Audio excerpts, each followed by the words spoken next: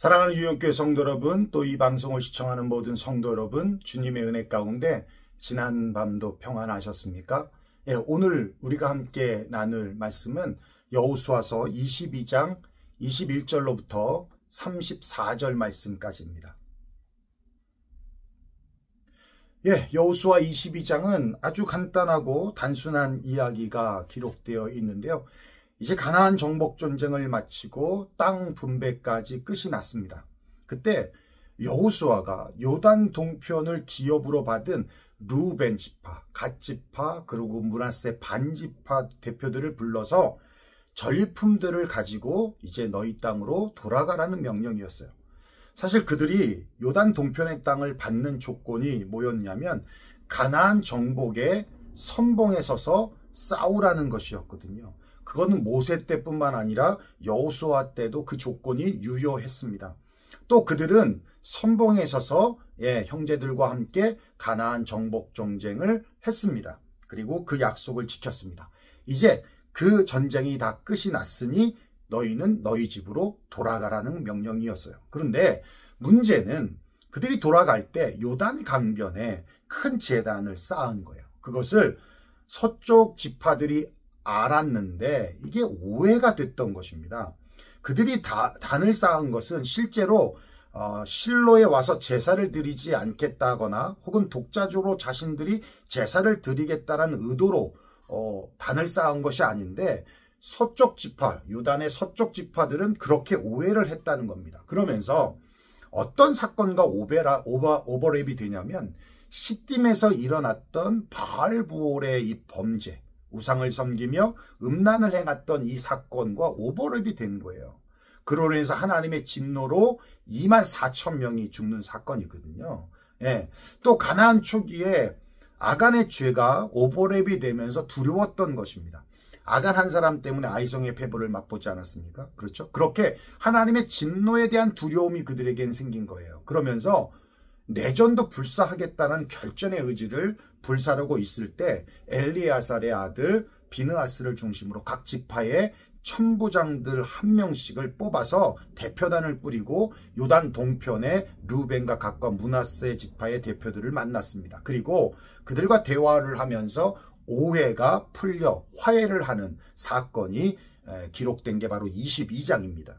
오늘 본문은 요단 동편의 지파들이 단을 세운 목적을 설명하면서 오해를 푸는 내용이 담겨져 있는데요. 그러면 우리가 함께 본문을 읽고 오늘 우리에게 주시는 메시지를 함께 나누도록 하겠습니다. 제가 21절부터 봉독해 올리겠습니다. 르우벤 자손과 갓 자손과 므낫세 반 지파가 이스라엘 천천의 수령들에게 대답하여 이르되 전능하신 자 여호와 하나님 여호와 전능하신 자 하나님 여호와께서 아시나니 이스라엘도 장차 알리라. 이 일이 만일 여호와를 거역함이거나 범죄함이거든 주께서는 오늘 우리를 구원하지 마시옵소서. 우리가 제단을 쌓은 것이 돌이켜 여호와를 따르지 아니하려 함이거나 또는 그 위에 번제나 소제를 드리려 함이거나 또는 화목제물을 드리려 함이거든 여호와는 친히 벌하시옵소서. 우리가 목적이 있어서 주의하고 이같이 하였노라. 곧 생각하기를 후일에 너희의 자손이 우리 자손에게 말하여 이르기를 너희가 이스라엘 하나님 여호와와 무슨 상관이 있느냐. 너희 르우벤 자손 갓 자손아 여호와께서 우리와 너희 사이에 요단으로 경계를 삼으셨나니 너희는 여호와께 받을 분깃이 없느니라 하여 너희의 자손이 우리 자손에게 여호와를 경외하기를 그치게 할까 하여 우리가 말하기를 우리가 이제 한 제단을 쌓기를 준비하자 하였노니 이는 번제를 위함도 아니요 다른 제사를 위함도 아니라 우리가 여호와 앞에서 우리의 번제와 우리의 다른 제사와 우리의 화목제로 섬기는 것을 우리와 너희 사이와 우리의 후대 사이에 증거가 되게 할 뿐으로써 너희 자손들이 후일에 우리 자손들에게 이르기를 너희는 여호와께 받을 분깃이 없다 하지 못하게 하려 함이라. 우리가 말하였거니와 만일 그들이 후일에 우리에게나 우리 후대에게 이같이 말하면 우리가 말하기를 우리 조상이 지은 여호와의 제단 모형을 보라. 이는 번제를 위한 것도 아니요 다른 제사를 위한 것도 아니라 오직 우리와 너희 사이에 증거만 되게 할 뿐이라. 우리가 번제나 소제나 다른 제사를 위하여 우리 하나님 여호와의 성막 앞에 있는 제단 외에 제단을 쌓음으로 여호와를 거역하고 오늘 여호와를 따르는 데에서 돌아서려는 것은 결탄코 아니라 하리라. 제사장 비느하스와 그와 함께한 회중의 지도자들 곧 이스라엘 천천의 수령들이 르우벤 자손과 갓 자손과 므낫세 자손의 말을 듣고 좋게 여긴지라. 제사장 엘리아살의 아들 비느하스가 르우벤 자손과 갓 자손과 므낫세 자손에게 이르되 우리가 오늘 여호와께서 우리 중에 계신 줄을 아노니 이는 너희가 이 죄를 여호와께 범하지 아니하였음이니라. 너희가 이제 이스라엘 자손을 여호와의 손에서 건져내었느니라 하고 제사장 엘리아살의 아들 비느하스와 지도자들이 르우벤 자손과 갓 자손을 떠나 길리앗 땅에서 가나안 땅 이스라엘 자손들에게 돌아와 그들에게 보고하고 그 일이 이스라엘 자손을 즐겁게 한지라. 이스라엘 자손이 하나님을 찬송하고 르우벤 자손과 갓 자손이 거주하는 땅에 가서 싸워 그것을 멸하자 하는 말을 다시는 하지 아니하였더라.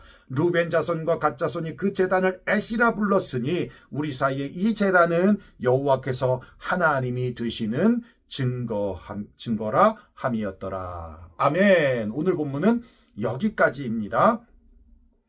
결국 요단 동편 지파가 단을 쌓은 이유가 무엇이었냐면 우상숭배나 번제나 화목제를 따로 드리려 하는 목적이 아니라 동질성에 대한 표시로 단을 쌓았다라는 것입니다. 요단 서편의 지파나 동편의 지파나 다 한 이스라엘 공동체라는 증거로서 또 요단 서편의 지파들이 믿는 여호와 하나님이나 요단 동편 지파가 믿는 여호와 하나님은 같은 분이라는 증표로 단을 쌓았다라는 것이었어요. 사실 시간이 지나면 후손들에게는 요단이라는 강을 두고 갈려있기 때문에 동질성을 잃어버릴 수 있다는 것이었죠. 그렇기 때문에 그 증표로 단을 쌓았다라는 것입니다. 어쨌든 오해로 분개하며 찾아왔던 비느하스를 비롯한 요단 서편의 대표들은 그들의 의도를 알고 기뻐했습니다. 그리고 오해가 풀렸습니다. 그리고는 돌아가서 각 지파의 사람들에게 알렸을 때 모두 즐거워하며 다시는 전쟁이라는 말을 꺼내지 않았다라고 하면서 오해가 풀리는 그런 에피소드를 오늘 본문이 기록해주고 있는 거예요. 자, 오늘 본문의 말씀을 통해서 여러분들과 함께 나누고 싶은 한 가지가 있는데요. 바로 이스라엘 백성들이 요단 동편 지파들이 세운 단을 보고 나타난 반응입니다. 물론 오해입니다만은 그들은 굉장히 죄에 대한 또 우상에 대한 민감성을 가지고 있다는 것을 우리는 발견할 수 있다는 거예요. 우리 옛말에 자라보고 놀란 가슴, 소뚜껑 보고 놀란다는 속담이 있지 않습니까? 이게 무슨 뜻이냐면 한번 놀라거나 충격을 받은 사건이 받은 사람이 비슷한 상황을 보면 또다시 놀라게 된다는 거예요. 가령 어릴 때 개에게 물렸던 사람이 강아지를 봐도 무서워하는 경우가 그런 경우죠. 그 말과 같이 이스라엘 백성들은요, 바알부올의 사건과 아간의 사건이 아주 충격적이었던 거예요. 요단 동편의 사람들이 단을 쌓는 것만 봐도 혹시 우상숭배하는 거 아니야? 라는 두려움에 전쟁까지 불사하려 했던 것을 보면 정말 두려웠던 것이고 민감했다는 것을 우리는 알 수 있다는 겁니다. 그런 것에 비해서 요즘 시대는 어떻습니까? 죄에 대해서 너무 둔감하지 않습니까? 죄에 대하여 너무 쉽게 합리화하고 또 죄 짓는 것에 너무 익숙해져 버린 시대가 아니냐는 것이죠. 교회에서조차도 그 민감성을 잃어버린 시대에 우리는 살고 있지 않냐라는 생각을 해봅니다. 물론 오해였습니다. 이들은 오해 없습니다. 이렇게 오해였지만 죄에 대하여 그리고 영적으로 민감성이 다시 우리에게도 그들처럼 회복되어야 한다는 것이죠. 왜냐하면 죄는 은혜를 빼앗아 가기 때문입니다. 20세기 아주 위대한 조직신학자인 루이스 폴컵이라는 분이 은혜에 대해서 이렇게 정의를 해요. 은혜란 성도를 다스리는 하나님의 통치 방법이다. 은혜란 성도를 다스리는 하나님의 통치 방법이다. 은혜란 우리를 거룩함으로 이끌어가는 하나님의 손길과도 같다는 거예요. 그러니까 우리가 막 눈물을 흘렸다 하더라도 우리를 거룩한 방향으로 끌어내지 못한다면 그건 은혜가 아니에요. 어떻게 보면 그거는 50원짜리 눈물, 팬이 눈물이에요. 팬이 눈물. 감정적인 눈물이라는 겁니다. 그래서 구원받은 성도들은 구원받았다고 끝이 아니라 하나님의 은혜를 계속 먹고 사는 거예요. 여러분, 구원이라는 단어를 프리즘에 통과시키면 세 가지 단어가 나타나거든요. 첫째는 칭의라는 단어, 둘째는 성화라는 단어, 셋째는 영화라는 단어입니다. 칭이란 의롭다고 칭하는 것을 말하는 거고, 성화란 거룩하게 변화되는 것을 말하며, 영화란 영화롭게 변화되는 것을 말합니다. 믿음으로 의롭다고 칭해지는 순간부터 우리는 성화, 즉 거룩하게 변화되어 가는 거예요. 그리고 구원의 날에 우리는 영화롭게 변화되는 것입니다. 칭의가 과거라면 성화는 현재이고 영화는 미래인 것이죠. 우리는 지금 성화의 과정을 가고 있는 것이며, 그렇기 때문에 하나님의 은혜가 절대적이라는 겁니다. 그런데 거룩하게 변화되어가는 성도의 성화를 방해하는 것이 있는데, 그것이 바로 죄라는 거예요. 청교도 신학자인 존 오웬은 죄의 속박에서 벗어나 거룩한 삶을 열망하기 위해 내 안에 있는 죄를 죽이라고 말하고 있습니다. 그렇습니다. 성화의 과정을 겪고 있는 우리는 우리 안에 있는 죄성을 죽이며 사는 것이다 라고 할 수 있어요. 죄를 죽이기 위해서 우리가 해야 될 첫 번째가 뭔지 아십니까? 죄에 대한 식량을 끊어버리는 거예요. 여러분, 죄의 식량이 무엇인지 아십니까? 순종입니다. 죄에 순종하는 것이 바로 죄의 식량이에요. 우리 안에 계시는 성령님이 우리의 순종을 통하여 역사하시듯이 우리 안에 있는 죄 또한 우리의 순종을 통해서 자라나게 된다는 것입니다. 마치 암세포에 영양분을 공급하면 암덩이가 되듯이 죄의 순종이라는 식량을 공급하면 죄덩어리가 되는 것이다 라는 거예요. 구원은 취소될 수 없습니다. 그런데 죄로 인한 삶의 각종 고난과 고통이 우리의 삶을 괴롭히게 된다는 거예요. 이건 부인할 수 없는 사실입니다. 죄는 우리를 순종시키기 위해 두 가지의 모습으로 접근해요. 첫째는 달콤한 속삭임입니다. 맥주 광고 표지판인데요. 고속도로에 붙어 있었어요. 근데 그 광고판에 맥주병이 이렇게 옆으로 누워 있으면서 이게 맥주가 막 흘러나오는 이 그림이 이렇게 그려지면서 그 흘러나오는 그림 속에 카피 문자가 있는데 뭐라고 써 있냐면 Temptation has a taste. 유혹에는 맛이 있다는 거예요. 이 맥주 맛있다라는 얘기겠죠. 달콤한 속삭임입니다. 죄에 순종하면 즐거움이 클 거라는 과장된 기대감을 준다는 거예요. 그럼 그렇습니까? 아담과 하와가 뱀의 유혹을 받을 때 뭐라고 그래요? 하나님같이 될 거야.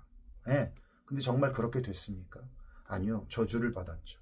여러분, 죄의 결과는 공허함과 후회함입니다. 잠깐의 즐거움이 있을지 모르지만 즐거움이 지나면 공허해지고 시간이 지나면 후회가 찾아오게 된다는 겁니다. 이렇게 죄는 우리를 달콤한 속삭임으로 속입니다. 그리고 순종의 식량을 계속 프로바이드하라고 강요하죠. 둘째는 은밀한 속삭임입니다. 괜찮아, 이쯤이야. 혹은 남들이 모를 것이라고 하면서 집착하게 만들죠. 그리고는 중독되게 합니다. 컴퓨터에, 스마트폰에, 게임에, TV에, 음란물에, 일에, 담배에, 술에, 마약에. 중독은 자신을 잃어버리고 영혼을 잃어버리게 된다는 거예요. 여러분, 가랑비에 옷 젖는단 말이 있듯이 은밀하게 즐겼던 것이 나도 모르는 사이에 빠져나올 수 없는 지경에까지 이르게 된다는 겁니다.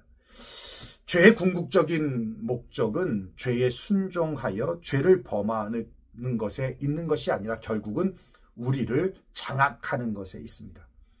우리가 죄에 장악되게 되면 가장 아파하시는 분이 우리 하나님이라는 거예요. 그걸 노리는 겁니다. 그래서 하나님으로부터 떨어뜨리게 만드는 것이 죄의 궁극적인 목표라는 거죠.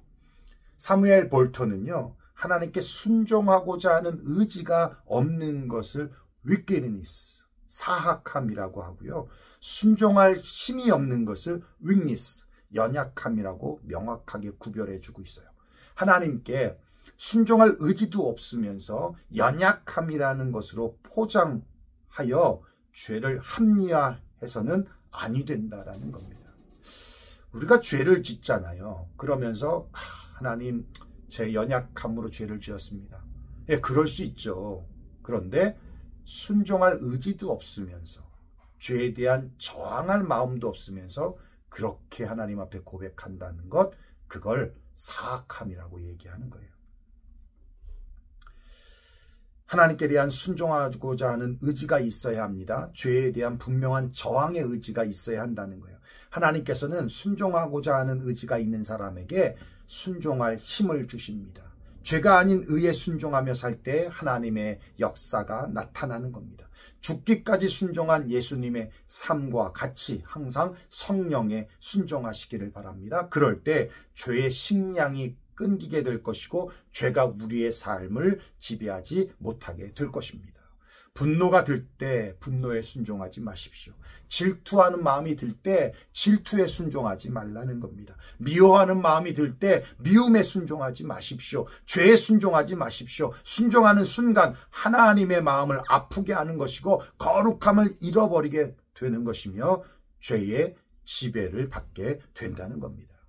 사랑하는 유영교회 성도 여러분, 또 이 방송을 시청하는 모든 성도 여러분, 오늘 하루 죄에 대해서 영적으로 더욱더 민감해져서 죄가 아닌 의의 순종함으로 one step forward, 한 걸음 더 주님께 나아가시기를 주의 이름으로 축원합니다.